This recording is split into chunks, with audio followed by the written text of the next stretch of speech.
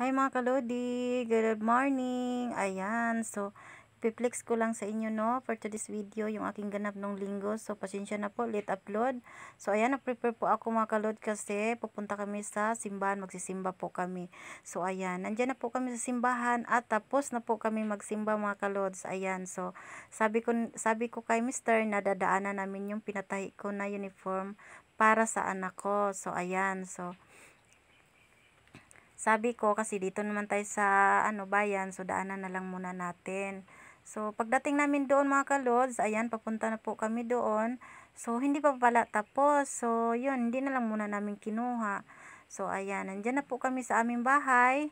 Dumating na po kami at nagutom na ako. Kumain na kami ng agahan. So ang aming ulam dyan ay tuyo at pansit canton mga kalods. Ayan.